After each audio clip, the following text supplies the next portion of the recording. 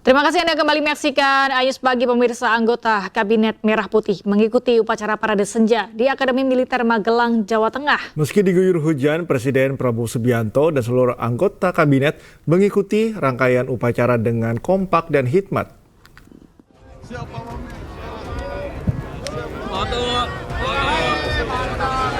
Seluruh anggota Kabinet Merah Putih mengikuti upacara Parade Senja di Akademi Militer Magelang, Jawa Tengah, Jumat sore. Dengan mengenakan seragam komponen cadangan atau Komcat, mereka kompak dan antusias mengikuti rangkaian kegiatan.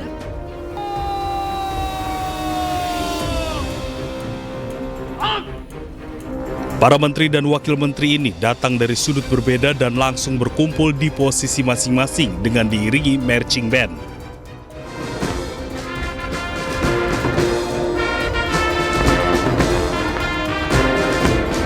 Presiden Republik Indonesia Prabowo Subianto memasuki lokasi kegiatan dan memimpin langsung upacara Parade Senja. Meski diguyur hujan, namun tak menyurutkan semangat seluruh peserta kegiatan. Upacara Parade Senja merupakan salah satu bagian dalam kegiatan retret Kabinet Merah Putih yang dimulai sejak Jumat. Para anggota kabinet dibekali sejumlah materi dan pengarahan sebelum bekerja. Tim Liputan Ayus melaporkan. Pemirsa, Presiden Prabowo Subianto menegaskan agenda pembekalan Kabinet Merah Putih berisikan latihan serta pengarahan kepada seluruh jajaran menteri dan wakil menteri guna menyelaraskan kedisiplinan dan kesetiaan pada bangsa dan negara.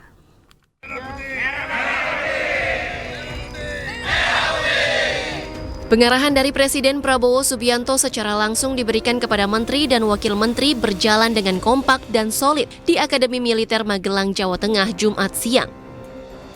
Selain itu, suasana pengarahan juga semakin akrab. Para Kabinet Merah Putih berkumpul di tengah kawasan Borobudur Golf yang asri. Di kesempatan ini, Presiden Prabowo Subianto menyampaikan sejumlah hal penting kepada jajaran menteri dan wakil menteri, di antaranya Kabinet Merah Putih diminta fokus dan berkomitmen untuk bekerja mengentaskan kemiskinan, makan bergizi gratis, pemberantasan korupsi, swasembada pangan, hingga swasembada energi. Pembekalan anggota Kabinet Merah Putih digelar mulai Jumat pagi hingga Minggu 27 Oktober 2024. Acara dibuka dengan latihan baris berbaris dan akan kembali ke Jakarta pada Minggu pagi.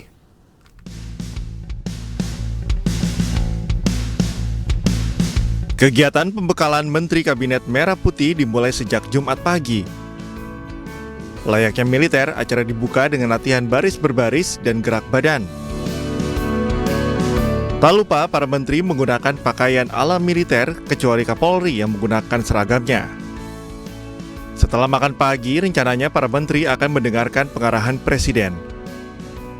Mereka akan adakan upacara Parade Senja dan penurunan bendera merah putih.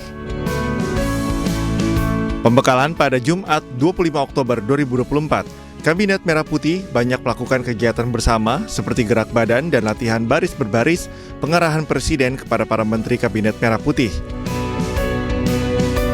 Kemudian ada pembahasan materi terkait pencegahan korupsi oleh BPK, Polri, Kejaksaan Agung. Lalu perencanaan pembangunan oleh Bappenas. Kemudian perencanaan anggaran oleh Kementerian Keuangan, pelaksanaan birokrasi oleh Menpan RB. Dan terakhir ditutup dengan upacara Parade Senja. Sementara kegiatan pada Sabtu 26 Oktober 2024, Kabinet Merah Putih mendapatkan pembahasan hilirisasi oleh Menteri SDM dan Menteri BUMN, Food Estate oleh Kementerian Kesehatan, dan Makan Bergizi oleh Badan Gizi Nasional. Selain itu ada juga pembahasan materi strategic review oleh Otto Hasibuan dan Malam Keakraban Presiden RI beserta Taruna Akademi TNI dan Polri. Dan pada hari Minggu 27 Oktober 2024 yang merupakan hari terakhir, para menteri akan mendapatkan terapi daya tahan tubuh dan pada pukul 9.30 waktu Indonesia Barat, para menteri akan kembali ke Jakarta dari Bandara Adi Sucipto, Yogyakarta. Tim Liputan iNews melaporkan. Pemirsa, sejumlah momen menarik keakraban terjadi selama pembekalan Kabinet Merah Putih di Akmil Magelang. Salah satunya Presiden Prabowo yang bercanda dan kagum melihat Menteri Keuangan Sri Mulyani dengan seragam tentaranya.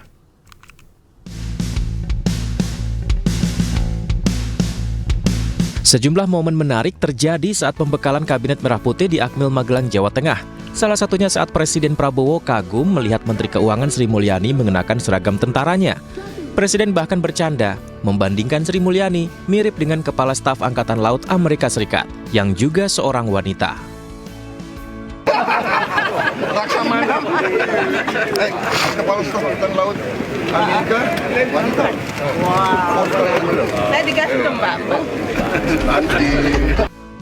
Momen menarik lainnya adalah saat Presiden Prabowo berpidato ke Kabinet Merah Putih.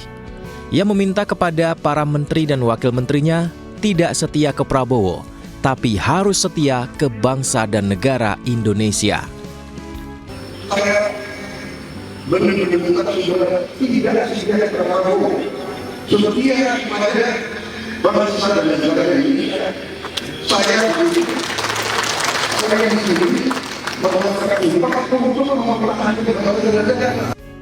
Pembekalan di Akademi Militer Magelang, Jawa Tengah ini menanamkan disiplin ala militer.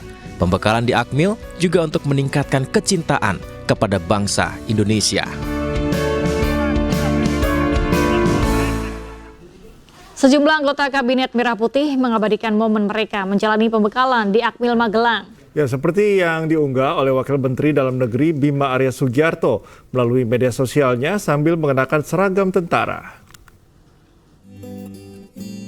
Beginilah Wakil Menteri Dalam Negeri Bima Arya Sugiarto yang mengenakan seragam tentara beraktivitas di Akademi Militer Magelang, Jawa Tengah. Ia pun mengupload dirinya melalui media sosial Instagram. Sama seperti Bima Arya, utusan khusus Presiden Bidang Pariwisata Zita Anjani juga mengunggah postingan kegiatan pembekalan di Akmil Magelang. Dalam postingan ini, seluruh Kabinet Merah Putih mengenakan seragam tentara. Sementara itu, Wakil Menteri Lingkungan Hidup Dias Hendro Priyono tak begitu banyak memperlihatkan kegiatan pembekalan, namun ia bangga menunjukkan dirinya mengenakan seragam loreng khas TNI. Jika anggota kabinet banyak yang memperlihatkan kegagahan dengan seragam tentara mereka, lain halnya dengan Silmi Karim. Wakil Menteri Imigrasi dan Pemasyarakatan ini menunjukkan tenda-tenda tempat menginap jajaran kabinet selama pembekalan di Akmil Magelang. Diduga akibat korsleting listrik, sebuah gudang pembuatan mebel di Tangerang Selatan, Banten ludes terbakar. Bahkan uang tabungan sang pemilik bernilai puluhan juta ikut hangus terbakar.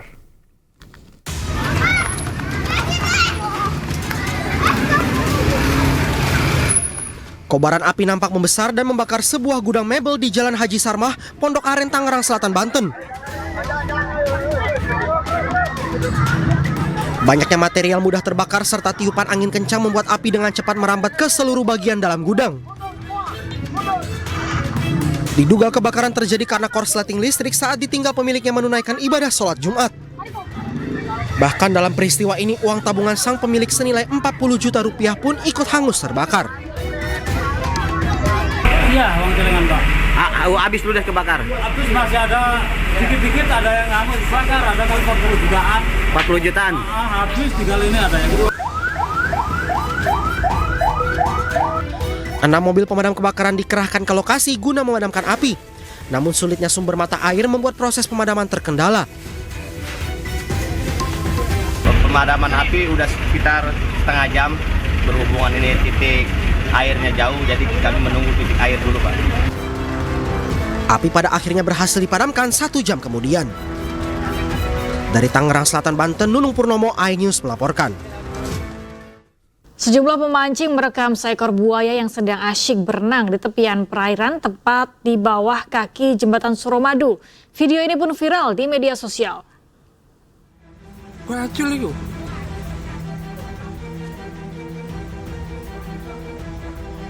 Oh, buaya. Sejumlah pemancing merekam munculnya seekor buaya air asin yang tengah berenang di tepian perairan pantai selatan Bangkalan, tepat di bawah kaki atau tiang pancang jembatan Suramadu. Pada video dilengkapi tulisan dan narasi suara agar para pemancing berhati-hati saat memancing di bawah Suramadu. Nampak seekor buaya jenis air asin atau Crocodylus porosus yang juga dikenal dengan sebutan sebagai buaya muara muncul dari dalam air, berenang ke arah barat lalu menghilang masuk ke dalam air.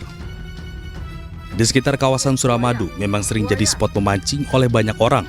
Mereka bahkan sering turun memancing di bebatuan antara tiang pancang jembatan saat air laut sedang surut.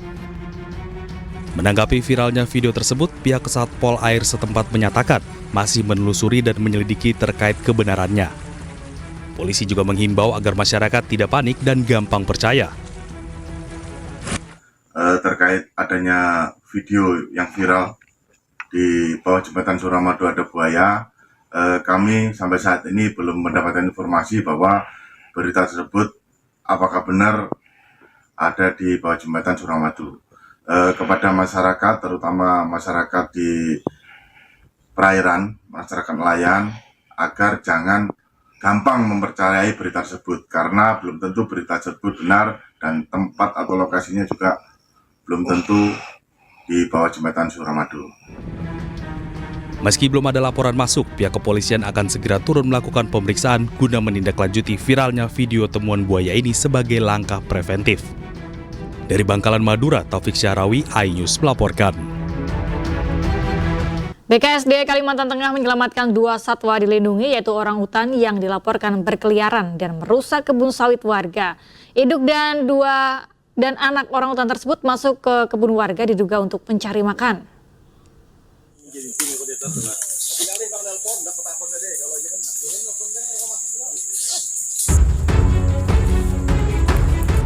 Penyelamatan induk dan anak orang utan dilakukan petugas BKSDA Kalimantan Tengah bersama tim Orang Utan Foundation Internasional. Penyelamatan merupakan tindak lanjut dari laporan warga yang menemukan kedua satwa berkeliaran di kebun sawit milik warga di Desa Bagendang Hilir, Kecamatan Mentaya, Hilir Utara, Kalimantan Tengah. Primata Kalimantan tersebut juga merusak dan memakan sekitar 400 ubi pohon sawit di lahan seluas 3,5 hektar. Penyelamatan orang hutan dilakukan dengan menembakkan masing-masing 1 peluru bius ke tubuh induk dan anak orang utan. Perlu waktu sekitar 2 jam hingga akhirnya 2 satwa dilindungi berhasil diselamatkan dan dievakuasi. Penyelamatan orang hutan 2 individu. 1 individu dengan jenis kelamin betina beratnya 43 kilo dan 1 individu anak dengan jenis kelamin jantan dengan berat 12 kilo. Selanjutnya orang hutan ini akan kami bawa ke Kabupaten Kota Waringin Barat untuk dilakukan pemeriksaan lebih lanjut. Dari hasil pemeriksaan sementara, kedua orang utan dalam keadaan sehat tanpa luka. Namun petugas menemukan ada 3 peluru senapan angin di tubuh sang induk. Induk dan anak orang utan kemudian dibawa ke kantor seksi wilayah 2 BKSDA di Pangkalan Bun untuk pemeriksaan kesehatan. Jika dinyatakan sehat, orang utan akan langsung dilepas liarkan ke habitatnya di kawasan konservasi. Dari Sampit, Kabupaten Kota Waringin Timur, Kalimantan Tengah, Norman Syah, iNews melaporkan.